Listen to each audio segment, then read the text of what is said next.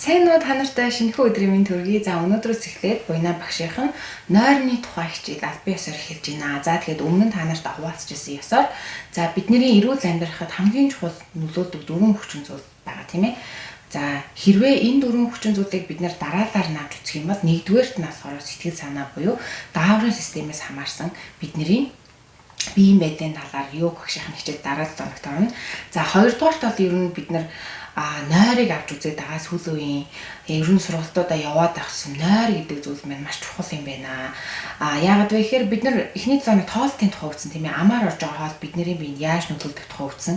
Хэрвээ хүн хоол идэхгүй байх юм бол бие нь улам эрүүлжээд хэсэг хугацаанд өөрийгөө одоо шин жижиглэр хангаад нөөцөлсөн одоо зүйлсээсээ эсвэл хуримтлагдсан өөх тоснос өөрийгөө тижээгээд явах чадвартаас харин нойрыг бид нэр алдах юм бол буцаагаад нь хүж авах ямар ч боломжгүй. Хүмүүс ингэж боддог л да одоо нойрыг бид нэр ингээд нэг шүнжэнгөө суулаа тий маргааш нь нөхөд унтчих юм бол бидний нойр аянд ханаад бие мэн нойрноос авах зүйл авчна гэж маш эндүрдэг. Гэтэл нойр гэдэг зүйл мэн хизээш нөхөгддгүү зүйл гэдэг. Өнөөшөө унтах ёстой бидний нойрыг ерөөсөө та тэр шөнөө л унтчих авах ёстой. Тэгэхээр яагаад ер нь ингэж авах ёстой юм бид нар яг унтчихад биеийн дотор юу болд юм бэ гэдгийг илүү детальны та нарт энэ 7 хоногийн хичээлээр орно. За тэгээд мэдээж дараалал нь үсэх юм бол нойр баг хоолтын өмнө ороод тэгээ хамгийн сүүлд дасгал хөдөлгөөн болж таарад байгаа юм. Дөрвөн хүчин зүйл маань тэгэхээр та нар маань ч гэсэн өөрсдөө энэ 7 хоногийн хичээлийг маш анхааралтай үзээд нойр гэдэг зүйл хичнээн одоо бидний эрүүл мэндэд чухал зүйл болохыг эндээс ойлгож авах болно. За. За энэ болохоор Америкийн эрүүл мэндийн академиас хийсэн судалгаа байгаа. За энэ судалгаа юу одоо судлахыг хүссэн бэ гэхээр 6 жилийн хугацаанд хүмүүсийн нойрон дээр судалгаа хийж үзсэн байгаа. American Academy of Health and Medicine гэдэг байгууллагаас хийсэн судалгаа олон нийтэд нээлттэй байдаг. Тэгээ энэ дээр юу авч үзсэн бэ гэхээр яг ижил түвшний ижил настай тий хүмүүсийг аваад 6 жилийн хугацаанд нойрных нь хэмнэлээс болж тухайн хүмүүсийн одоо эрүүл мэндэнд ороод иж нас барах магадлал нь хэр хувьтай өсөж байгаа вэ гэдгийг одоо олохыг хүссэн байгаа. За тэгээд та нар маань судалгааг харах юм бол энэ дээшээ сум нь болохоор хугацаа 6 жилийн хугацаа энэ доор сумд байгаа болохоор хэдэн цаг унтсан бэ гэдгийг харуулж байгаа. За энэ голдон 7 цаг тэгээ энэ 4 буюу түүнээс доош цаг за энэ 10 цаг одоо бүр хит их унтдаг гэсэн үг тийм ээ.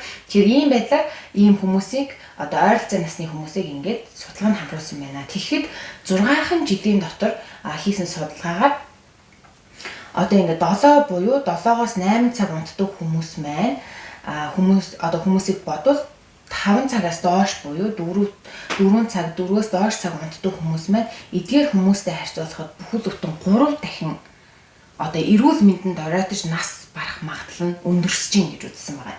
За харин 10 цагаас дээш унтдаг хүмүүс маань 7-оос 8 цаг унтдаг хүмүүсийг бодвол 2 дахин эрүүл мэндэнд оройтож одоо нас барах магадлал нь өндөрсөж гин гэж үзсэн байна. Тэгэхээр яагаад ийм болчих вэ? Зөвхөн нойрноос хамаарат бидний эрүүл мэнд яагаад оройтд юм бэ гэдгийг судлаад үзсэн чинь бидний эсэнд ийм 30 их 80 эс байгаа тийм үү? За 30 их 80 эс маань эс болгон дотроо өөрийн гэсэн одоо эргэтэнцэртэй бяцхан ертөнц байгаа тийм ээ. Тэгэхээр энэ эргэтэнцрүүд дотор нь митохондри гэж эргэтэнцэр байдаг. За митохондри ямар үүрэгтэй вэ гэхээр ерөнхийдөө эсний цэнгийг хариуцдаг. Одоо бид нар утас маань ингээд цэнэггүй болохоор яадаг вэ? Цэнгэлдэг ч яг тэрнтэй адилхан эс маань өдрийн туршид одоо биендээ хийх бүхий л одоо шимт хижээлээ одоо авдаг ч юм уу тийм ээ. Эсвэл хуваагддаг ч юм уу ингээд үйл ажиллагаагаа явуулаад буцаагаад өөрийгөө одоо буцааж цэнгэлж авдаг хэрэгтэй байгаа. Гэтэл эс маань цэнэглэх тэр үүргийг нь митохондри гэдэг эргэтэнцэр маань одоо юу адаг гэсэн үг үүргийг нь гүйцэтгэдэг гэсэн үг. Хамгийн сонирхолтой нь юу вэ гэхээр энэ митохондри хэрвээ цэнэглэхдэггүй байх юм бол эс илэгдэлд орж үхчих одоо анхан шатны суурин тавигддаг. Тэгээд яваанда одоо эсэндээ гэмтэл үүсгдэг гэсэн үг. Тэгээд гэмтэл үүссэн эс маань хавдрын эс болж үржих ч юм уу те эсвэл одоо өөрөө хүчдэг ч юм уу тийм байдлаар одоо асуудал үүсгэдэг байгаа. Тэгэхээр энэ митохондри гэдэг эргэтэнцэр маань зөвхөн бидний гүн нойронд унтж явах үед цэнэглэгддэг. За тэгэхээр бид нэр хэрвээ 5 цаг буюу түүнээс доош цаг унтах юм бол митохондри маань хангалттай цэнэгээ авч эсээ цэнэглэж чадахгүй байх юм тийм ээ. Хэрвээ бид нар бүр их цагаар ч юм уу 10 цагаар 9-ээс дээш цагаар унтаад эхэлгээр хит эсэлдэлт үүсээд одоо митохондрт маань бас сөрөөр нөлөөлдөг байх юм. Тэгэхээр ерөөсөө бидний энэ эрүүл байх, амьд явах, эсийн маань эрүүл байх, 30 их 80 эсийн маань эрүүл байх одоо үндсэн хамгийн суур одоо өгдөл нь ерөөсөө унтах байгаа даа. Тэгэхээр хүн гэдэг амьтан чинь унтдаг тийм ээ. Бүхий л амьтан унтж байгаа. Энэ унтах гэдэг процесс маань зүгээр нэг бидний биеинд болоод байгаа зүйл биш. Маш нарийн одоо утга учиртай бидний эрүүл мэндийг хамгаалж идэг тогтолцоо байх нэ. За тэгээд дараагийнх нь энэ судалгаа болохоор та нарт одоо бидний хамгийн их сонирхдаг тийм жингийн илүүдэл тэгвэл нойр бас нөлөөлж болох уу, яаж нөлөөлдөг тухай бас судалгаа хийж үзсэн байгаа. За тэгэхээр энд болохоор бас 5 жилийн хугацаанд яг адилхан ажил хийдэг мөн адилхан насны хүмүүсийг аваад 5 жилийн хугацаанд нойроос зөвхөн хамаарад биеийн жингийн индекс нь хэрхэн өөрчлөгдөж байгааг судалж өгсөн байгаа байхгүй юу. За тэгтэл 5 жилийн хугацаанд 8 цаг унтдаг хүн шөнийн нойроо тогтвортой авдаг. Өдөр болгон яг 7-8 цаг унтдаг хүмүүс. За тэгээд 5 буюу түүнээс доош цаг унтдаг хүмүүсийг харьцуулахад 5 жилийн хугацаанд 8 цаг унтсан хүмүүс нь биеийн жингийн индекс нь харьцангуй тогтвортой буюу 5 жилийн хугацаанд жин нэмээгүй гэсэн үг.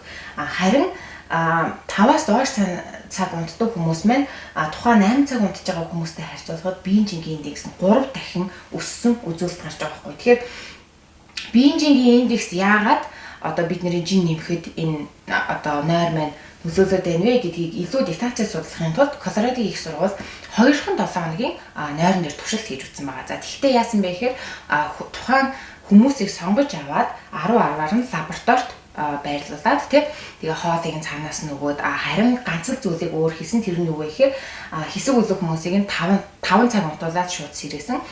Нөгөө хүмүүсийг нь болохоор өөрийнх нь хүснээр унтуулсан.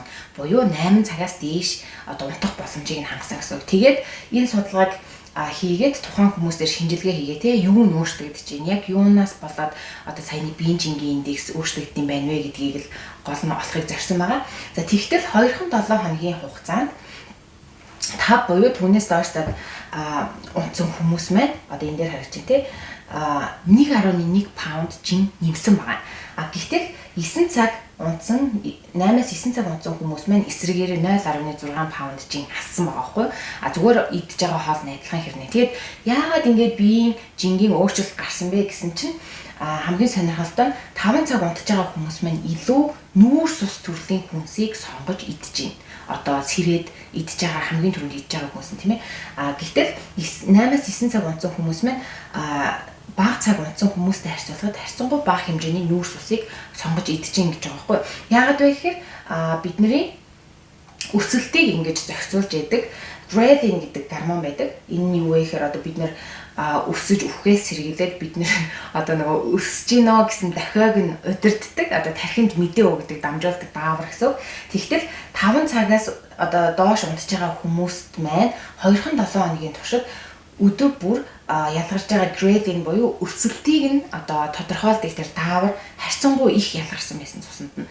Харин 8 буюу түүнээс дээш цаг унтж байгаа хүмүүс маань харьцангуй тогтвортой байдлаар нөгөө өсөх даавар нь ялгарч байсан. Энэ юутай холбоотой гэхээр бидний нөгөө митохондр маань шүн нойрноос цэнэглэгдэж чадахгүй болохоор өглөө сэрэнгүүтээ бусад өөр зүйлээс нөгөө цэнэглэгдэх эрч хүчийг хайж ийн гэсэн үг бие маань. Тэгээд хамгийн түрүүнд нүдэнд харагдж байгаа зүйл нь нүүрс ус одоо мэдээж бидний одоо биеинд хамгийн хурдан энерги өгөн тийм ээ чихэрлэг хүнс ялангуяа бидний одоо идэх туршлагыг өдөөхөөс гадна богино хугацааны энерги өгнө гэсэн тийм командыг тархинд өгдөг учраас эдгээр одоо бага цаг унтсан хүмүүс маань өөрийн мэдлгүй тийм ээ өөрөө бараг бодохгүйгээр нүүрс ус төрлийн хүнсийг маш их хэрэглэж одоо энэ өсөлтийн наавар нь ялгардаг байх нэ. Тэгэхээр бид нэр хэрвээ жин хасах за жин нэмэгч байсан гэх юм тийм ээ өөрийнхөө одоо өсөлтийг зүгээр зохицуулж бие организмаа яг байгаа хэмжээнд нь байлгахын тулд заавал одоо нойроо бүтэн авч явах хэрэгтэй байх нэ. За бас нэг сонирхолтой зүйл гарч ирсэн. Энэ юу вэ гэхээр яг саяны тэр 2-7 хоног судалгаа хийжсэн хүмүүс дээр хүний юу нөөцлөгдсөн байгаа. Одоо сахар шингээх чадвар нь 2-7 хоногийн дотор өөрчлөгдсөн байгаа байхгүй. Яагаад вэ гэхээр хүн гэдэг амьтан чинь ер нь төрөхдөө сахар шингээх чадвар нь харьцангуй өндөр байж байгаа. Одоо эхийн сүү сахартай байдаг шүү дээ, тийм яг тэрнтэй адилхан хүүхэд байхдаа хүн ингээд сахар шингээх чадвар нь өндөр байж байгаад тэгээд нас ахих тусмаа ерөнхийдөө сахар шингээх чадвар нь буураад яваад идэг. Тэгж яагаад ер нь хөгшрөөд ирэхээр бидний бие сахар шингээх чадвар маш муу болдог учраас ер нь чихэрлэг хүнсэнд настай хүмүүс дургу болж эхэлдэг. Аяндаа цаанаас би энэ нөгөө шингээж чадахгүй учраас зохицуулж ийн гэсэн үг шүү дээ, тийм ээ.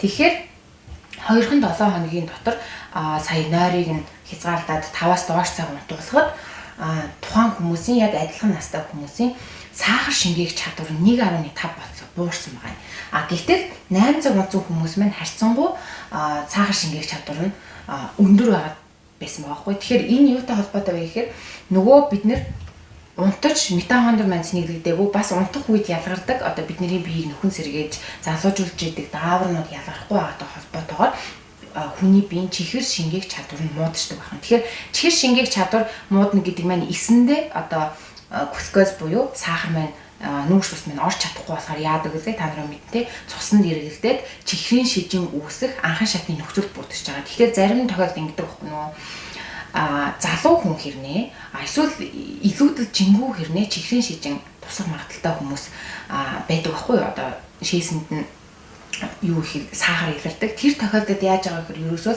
100% нойрноос хамаарч байгаа гэсэн.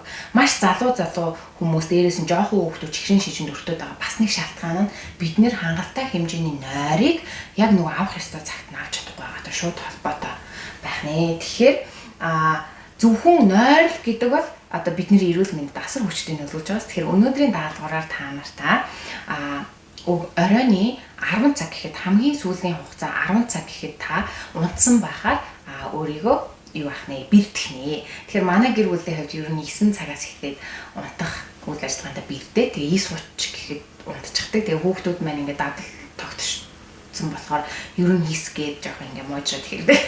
Тэгэхээр яагаад тэгж байгаа? Ер нь дадал тогтсон үед хүн ингээд хурдан унтдаг. Ер нь унтчих үед юу болдог тухай дараагийн хэсэг дээр та нартайгаа илүү дэлгэрэнгүй үзье. Түр баяртай.